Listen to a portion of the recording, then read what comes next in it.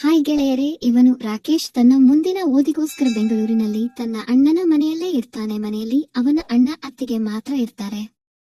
ಅವನ ಅತ್ತಿಗೆ ಪಾರಿಜಾತ ತುಂಬಾ ಸ್ಟ್ರಿಕ್ಟ್. ಆ ಮನೆಯ ಒಬ್ಬಳು ಕೆಲಸದಳು ಬರ್ತಾ ಇದ್ಲು. ಅವಳ ಹೆಸರು ಮಲ್ಲಿಗೆ. ಬಣ್ಣ ಸ್ವಲ್ಪ ಕಪ್ಪಾದರೂ ಒಳ್ಳೆ ಮಜಬೂತಾಗಿ ಇದ್ಲು.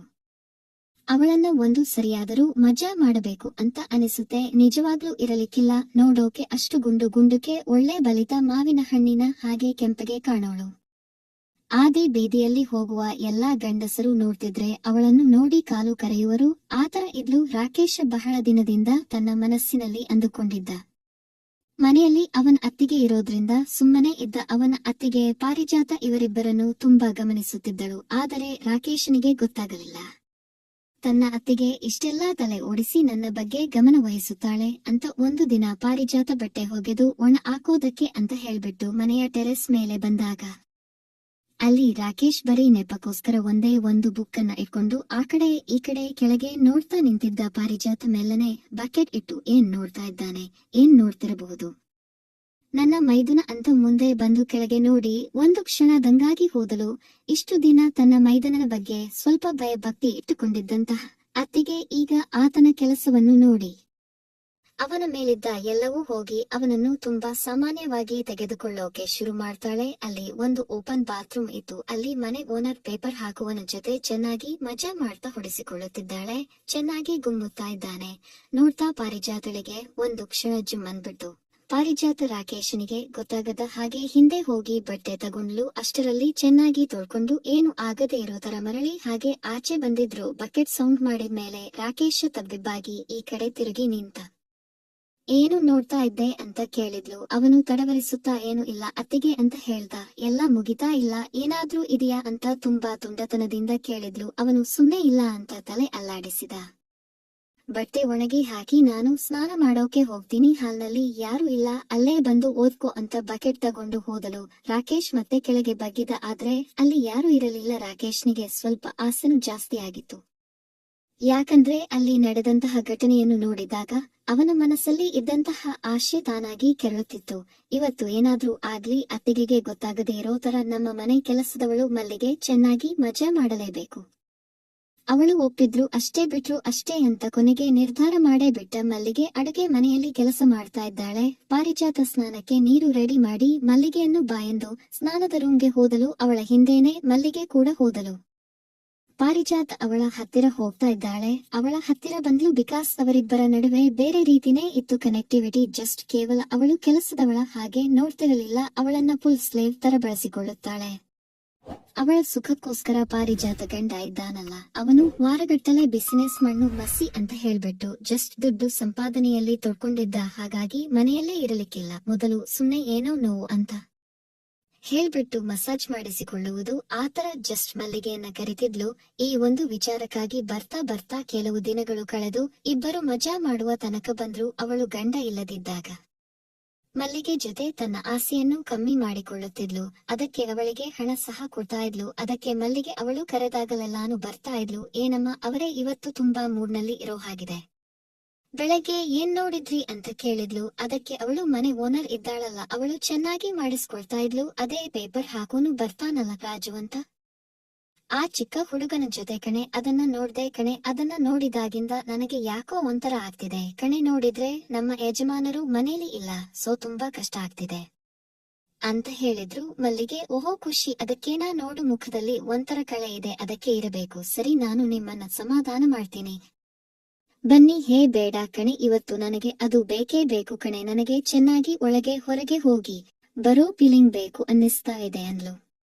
ಸರಿ, ಈಗ ಏನು ಮಾಡ್ಲಿ, ನಾನು ಎಲ್ಲಿಂದ ತರಲಿ ಅದನ್ನ ಅಂತ ಕೇಳಿದ್ಲು. ಅದಕ್ಕೆ ಪಾರಿಜಾತ ಅದನ್ನ ನಾನು ಒಬ್ಬಳೇ ನೋಡಿಲ್ಲ ಕಣೆ, ಅದನ್ನ ನನ್ನ ಮೈದುನ ಕೂಡ ಕದ್ದು ನೋಡ್ತಾ ಇದ್ದಾನ್ಲು.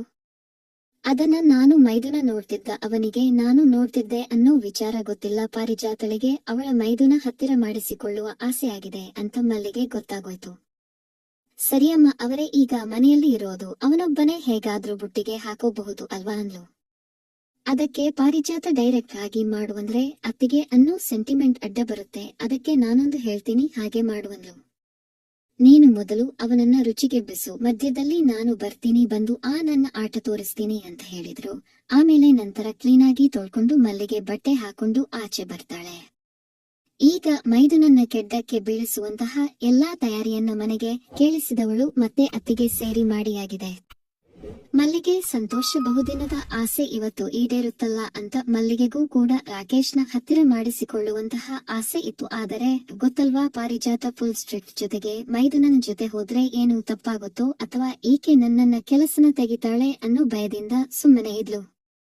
ಆದರೆ ಇವತ್ತು ಪಾರಿಜಾತಳೆ ಓಕೆ ಅನ್ಬಿಟ್ಟಿದ್ದಾಳೆ. ಬಹಳ ಖುಷಿಯಿಂದ ರಾಕೇಶ್ ರೂಮಿನ ಹತ್ತಿರ ಹೆಜ್ಜೆ ಹಾಕ್ತಿದ್ದಾಳೆ. ಮನೆ ಕೆಲಸದವಳು ಹೇಗೆ ರಾಕೇಶ್ ನನ್ನ ತನ್ನ ಬುಟ್ಟಿಗೆ ಬೀಳಿಸಿಕೊಳ್ಳುವುದು, ಗ್ರೀನ್ ಸಿಗ್ನಲ್ ಹೇಗೆ ಕೊಡೋದು ಅವನಿಗೆ ಅಂತ ಯೋಚನೆ ಮಾಡಬೇಕಾದರೆ ರಾಕೇಶ್ ಸುಮ್ನೆ ಮುಖದ ಮುಂದೆ ಒಂದು ಬುಕ್ ಹಿಡ್ಕೊಂಡಿದ್ದ. ಅವನ ಕಣ್ಣ ಮುಂದೆ ಓನರ್ ಬರ್ತಾ ಇದ್ದಾಳೆ, ಮೀನ್ಸ್ ಓನರ್ ಆಂಟಿ ಮತ್ತೆ ಆ ಪೇಪರ್ ಹಾಕೋ ಚಿಕ್ಕ ಹುಡುಗ ಇಬ್ಬರು ಮಜಾ ಮಾಡ್ತಿದ್ದಂತಹ ಒಂದು ಸನಿ ಈಗಲೂ ಕೂಡ ಕಣ್ಣಿನ ಮುಂದೆ ಕಣ್ಣಿಗೆ ಕಟ್ಟಿದಾಗೆ ಇದೆ.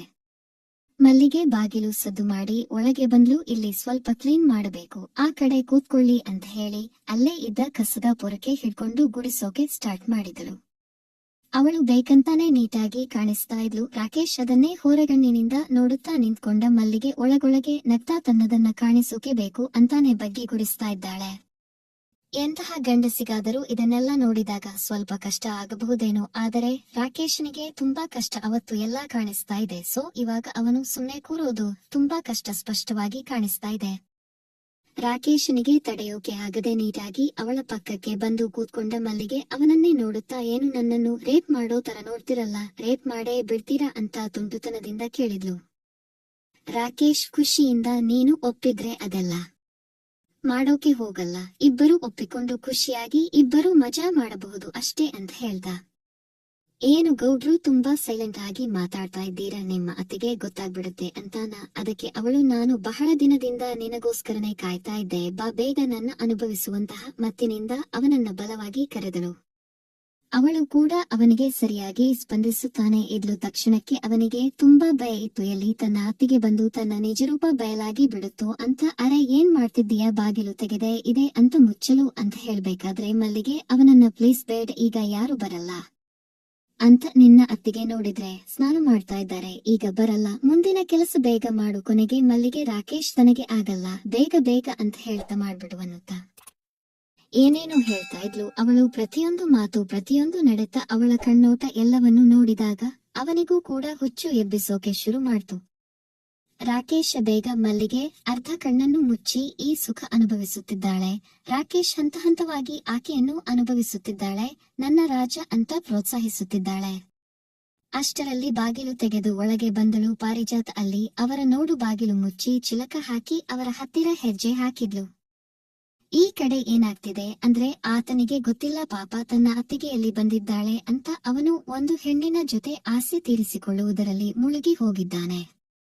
ರಾಕೇಶ್ ಪಾರಿಜಾತಳನ್ನ ನೋಡಿದ ಕೂಡಲೇ ನಿಜವಾಗ್ಲೂ ಅವನಿಗೆ ಜೀವ ಹೋದ ಹಾಗೆ ಆಯ್ತು. ಗಾಬರಿಯಿಂದ ಮೇಲೆ ಹೇಳಲು ತುಂಬಾ ಪ್ರಯತ್ನ ಪಟ್ಟ, ಆದರೆ ಮಲ್ಲಿಗೆ ಅವನನ್ನ ಬಿಡಲಿಲ್ಲ. ಅಯ್ಯೋ ಯಾಕೆ ಯಜಮಾನ್ರೆ, ಏನಾಗಲ್ಲ ಯಜಮಾನ್ರೆ ಅಂತ ಅವನ್ನ ಕಾಂಪ್ರಮೈಸ್ ಮಾಡೋಕೆ ಶುರು ಮಾಡಿದ್ಲು. ಪಾರಿಜಾತ, ಏನೇ ಮಲ್ಲಿಗೆ, ಈ ಚಿಕ್ಕ ಹುಡುಗನನ್ನ ಹಾಳು ಮಾಡ್ತಾ ಇದ್ದೀಯಾ ಏನು, ನಿಮ್ಮ ಅಣ್ಣನಿಗೆ ಹೇಳ್ಬೇಕೇನೋ ಅಂದ್ಲು. ಅವನು ಗಾಬರಿಯಿಂದ, ಅಯ್ಯೋ ಪ್ಲೀಸ್ ಪ್ಲೀಸ್ ಅತ್ತಿಗೆ, ಪ್ಲೀಸ್ ಅತ್ತಿಗೆ, ಈ ಮನೆ ಕೆಲಸದವಳೆ ನನಗೆ ಮಂಕು ಬುದ್ಧಿ ಹಚ್ಚಿದ್ಲು, ಅಣ್ಣನಿಗೆ ಹೇಳ್ಬಿಡಿ ಅಂತ ಹೇಳ್ದ. ಮಲ್ಲಿಗೆ, ಅಮ್ಮವರೇ, ಇವನು ಚಿಕ್ಕ ಹುಡುಗನ ನೋಡಿ ಅವಂದು ಹೇಗಿದೆ ಅಂತ, ಇದರಿಂದ ಎಷ್ಟು ಹುಡ್ತಾವೋ ಏನೋ, ನೀವು ಇವಾಗ್ಲೇ ಯಾಕೆ ಬಂದ್ರಿ ಅಂದ್ಲು.